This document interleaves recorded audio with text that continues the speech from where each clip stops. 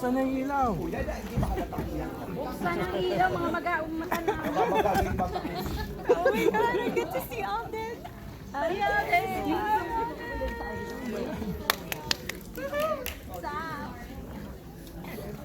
Hi, Alden. Hello. Dami namin tawat.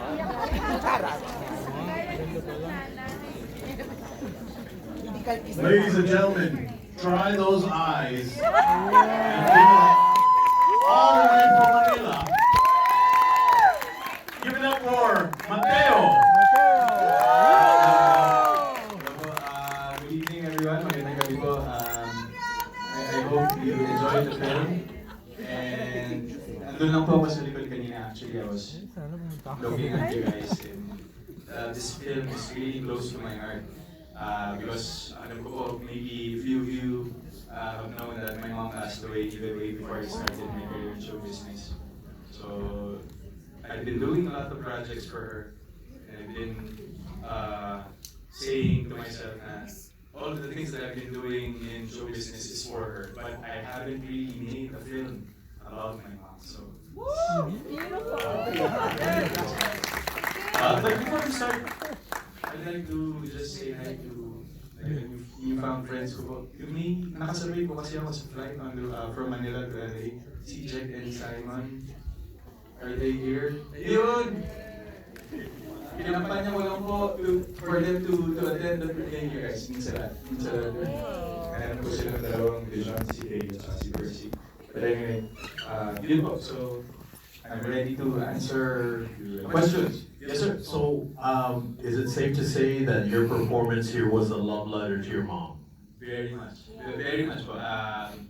Actually, ito yung isa po sa mga film na nagawa ko na I hardly even acted. I hardly even performed. And with the relationship that I have with my mom when she was alive was the same relationship I have now with my mama, Michelle. So it was never difficult. And alongside with a very talented director that we have, which is si Derek Noel po, and of course our writer, Ms. Mel Del Rosario. I mean, it was a stroll in the park for me when I was doing this film. So I'm very happy that all of you liked it.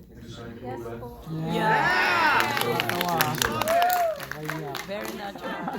So, by a show of hands, how many people here have now found a new Mother's Day tradition? Yeah. This film, right? So, Alden, if you can, how did this project come to you, or did you come to the project? Parang the project just landed on my lap po when it was offered to me. It was not really, it was not part of the plan for the year to have an entry for the MMFF. But siguro I will be regretting it if I haven't got this part as Mateo, because when I read the script, and then actually before I read the script, I never really got the chance to work with Derek Noel, so I don't know kung paano po ang magiging relationship namin. But that's always been a dream for me to work with Isha and Corinne. So with that in mind, I immediately said yes to this project. And then when I read the script, wala na po. Tapos na po kasi. Were there parts in the dialogue, or perhaps with your scenes with Miss Sharon, where the emotion became so overwhelming? Actually, let me share with you a few scenes. There's this one specific scene which was the video call when I was calling her nung nasa Singapore na po si Maggie. That was just supposed to be a simple scene, just so simple. And then I didn't know why we are doing the rehearsals and while I was memorizing the lines. Sabi ko, I told my director, sabi ko, Direk, parang hindi iba po akong nararamdaman with this. You know, that part, when you're an actor and you understand the script and you understand your roles and all your co-actors within the film, your emotions will guide you to the right place. So, sabi ni Derek sa akin, it was just supposed to be that ganun lang, light lang, naging-naging, and then she was just telling me na, that specific line when Mami Maricar's line when she said that naghahanap pa ako ng ibang magpapasaya sa akin bukod sa'yo. That really, alam niyo ba, parang ang feeling kasi nun, something pierced my heart na parang, you know, I don't know where it came from, it's just gut feel. So I became very emotional as you saw po, it's a bit, and sabi ni Direk Noel sa akin, sige ko anong maramdaman mo, just honor it. And that happened po. It became a more deeper and meaningful scene kesa dun sa how it was written. Sorry, Tita Mel, pero pumayag naman po si Tita Mel.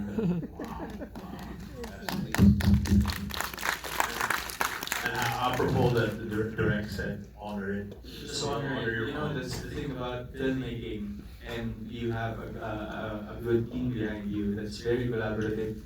You know, you get to play around the character and just don't get confined. But there are different kinds of directors din po kasi you don't really get the chance to work with a director na really collaborative. And I'm not holding it against those directors who knows what they want. Trust me po, I know how it feels because I've also directed the film coming out this year. Yes, congratulations. So, sa iba lang po natin kung saan dito po muna. So, I know how it feels like to direct.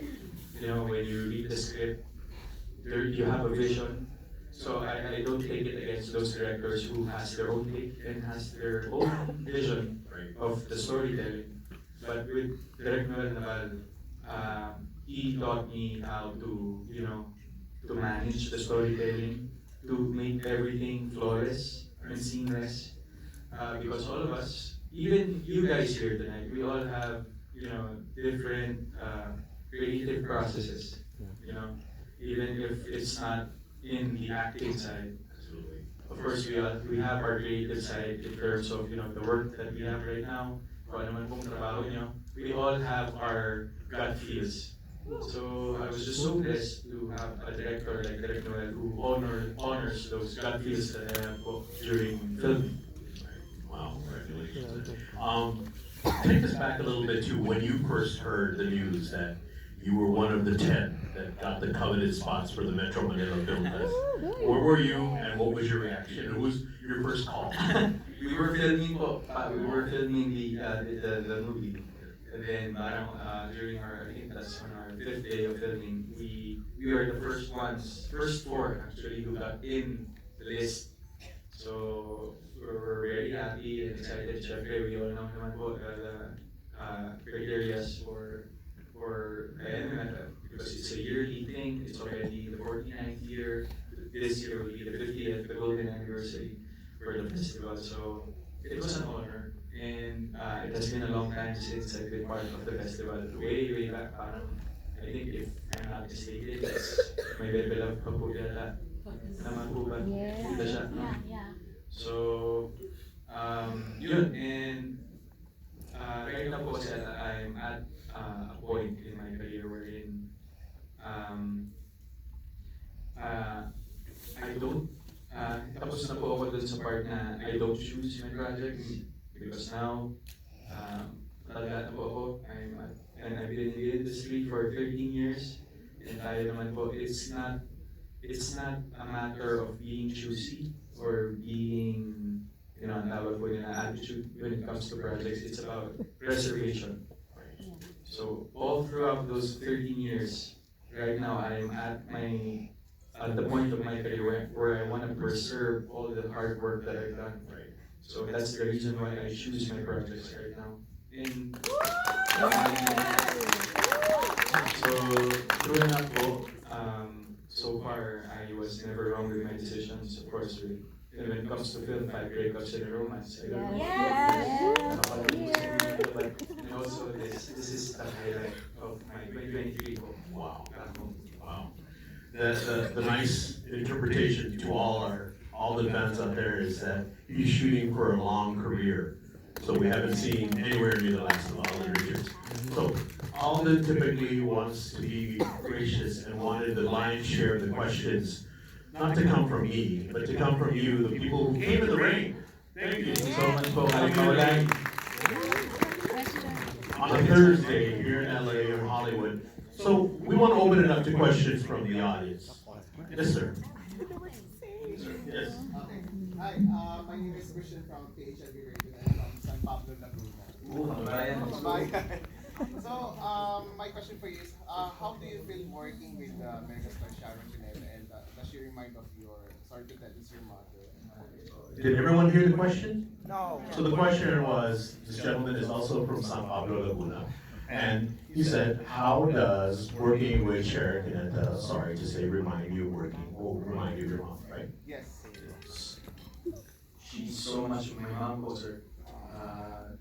So, blessing talaga. Wala na, hindi na ako sabi ng effort ko when it comes to getting to know her. You know, we had few workshop sessions with mama. I call her mama now. Actually, so, every time we are together for the workshop, para siyang, I don't know, I'd like to relate it to a small goal sa mga sa gamit ko. Pag binibutas, palagi na siya na palaki ang dedication sa akin. So that's how our relationship got deeper, and it's such a, you know, breath of fresh air, and it's a dream come true for me to be able to work with a megastar, of course. Megastar yun. Wow, wow. Thank you. Yes, sir. Question? Questions? Yes, Josh. My question is now, Yes, sir. now you're directing your first film, right? And then my question is, are there any particular scene from this movie that if you could have directed it differently? That's a nice question. Did everybody hear that? Yes, so, narinig naman po? Alright, so, I would never redirect anything po. Kasi, I have my respect po with my directors, their process. I'm not, even though, you know, sometimes to say, you know, comparisons are easily done when you get this perfection, but that's where respect comes in. Yeah. You know, at the end of the day, we all want to respect the people that we come across with, regardless of or personal life, but respect should be the champion in every relationship that you have. So, moreover po doon, Sir Josh, hindi po siya sa directing, but yung na-apply ko po kasi with, sa pagkakipagtrabaho ko with Direct Noel was how to make everything efficient for every day. You know, we all know naman po how we are tackle, and of course we're improving that, but syempre yung processes po ng mga directors na nakakatrabaho ko, I take the good points, and sinabi ko with Direct Noel after filming Out of Order, my film na first directorial job. So sabi ko, Direct, I have learned so much from you, how you do your job as a director. You're so light on set. And ganun yun eh, parang when you're a director po kasi parang you're the captain of the ship. So kahit anong kumpas mo, susunod po lahat. Because you're the director, you're the boss basically. But the way I work po kasi, hindi po kasi ako yun. I am very collaborative because you walk the talk. You encourage and you always tell people to be collaborative. So walk the talk, be collaborative. That's how I am as a director. So the way I do it po, I let them do their thing first. Pag may konting minutes lang po na kakalikutin ng konti, ipapasok ko lang po yun. Because you are empowering your actors and you are empowering the whole set. And you take feedback not just from your actors or your executive producers or your associate producers or PAs. I even ask the utility people, the ones who gives us food, gives us coffee, how do you think this scene should be done?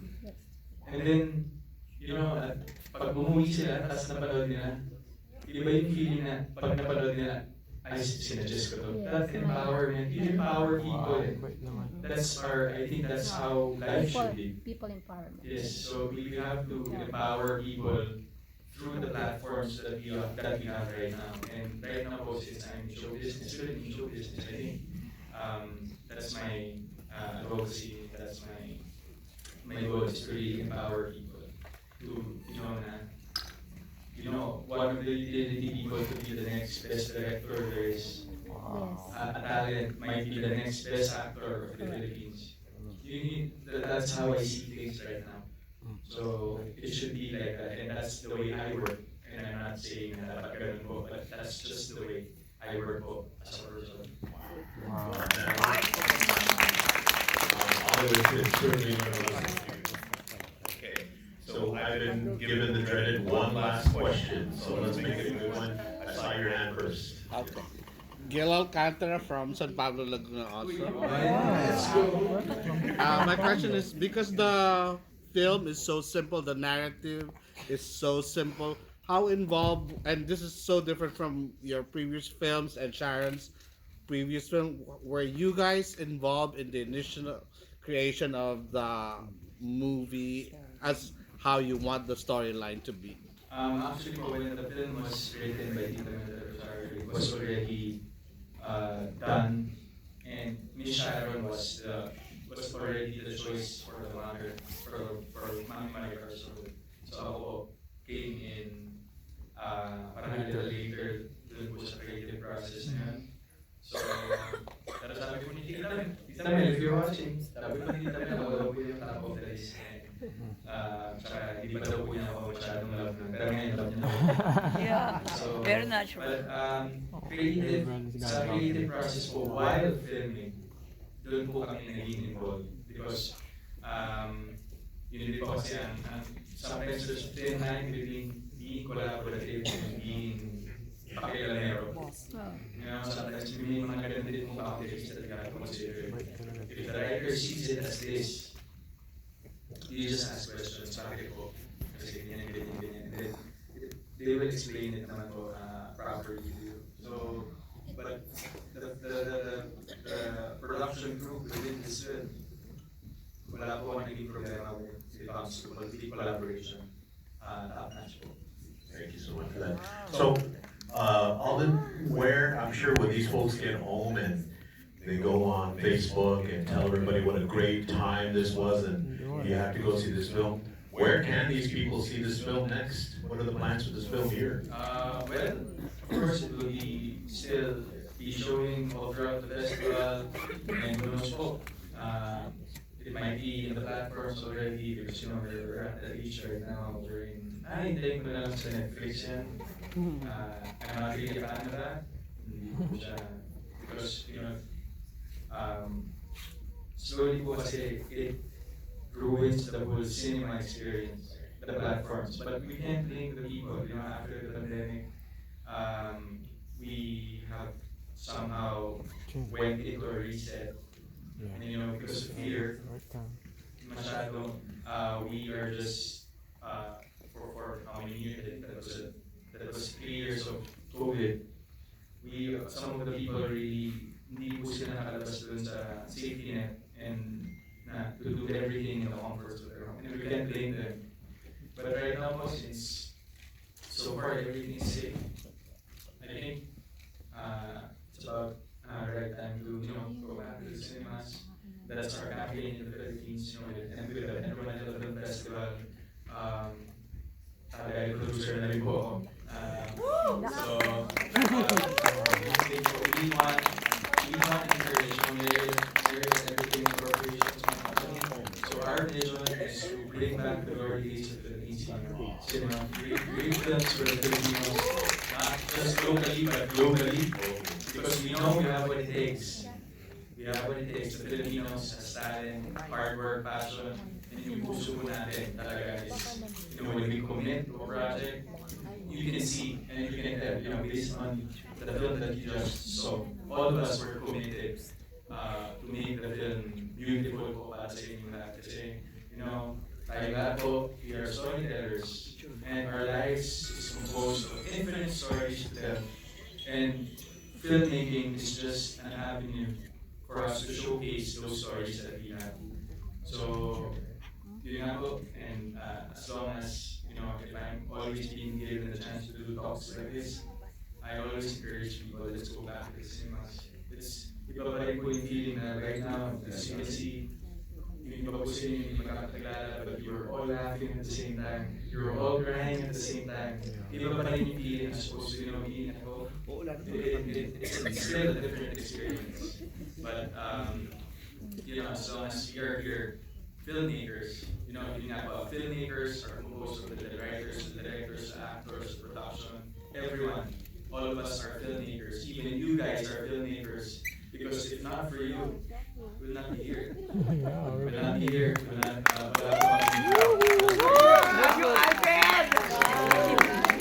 just so grateful for this experience and being able to be part of the first Manila International Film Festival. Sana po hindi ito ang last. I hope this is the start. This is the kick-off. This is the kick-off of forever. Thank you so much. How many people applause? Let's see. Maricar and Maddie reunited in part 2. Just take a photo with you guys. Selfie photo.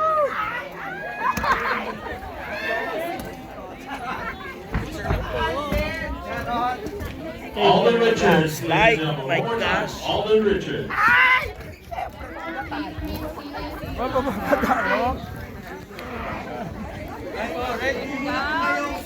Everyone, please proceed on yourselves and talent. Be safe. Do not touch him. Okay. Do not touch him.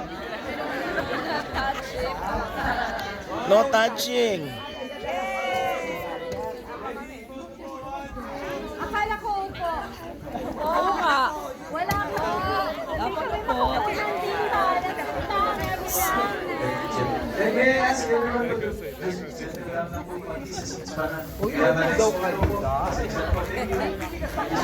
Know how to follow direct. So, family of 2 on 3. 1, 2, 3. Family of 2.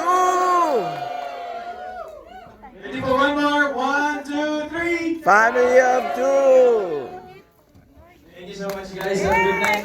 And see you all. Okay, everyone, please stay in your seats or you will be escorted out of the building. Stay in your seats, guys, for now. Please Just go stay in to your your seats. seats and do not leave them until you have left the theater. For your safety and thank you. Please stay in your seats. Go outside, guys. Outside.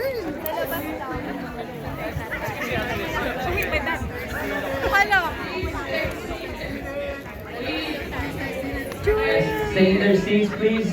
Don't crowd the exit way. Let's be Bakit? respectful Dapat ka now, mauna. please. Let's respect Alden.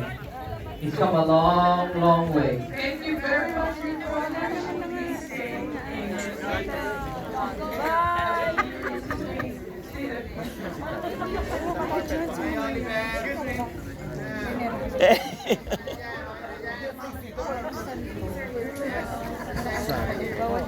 Thank you for the palabok, Teresa.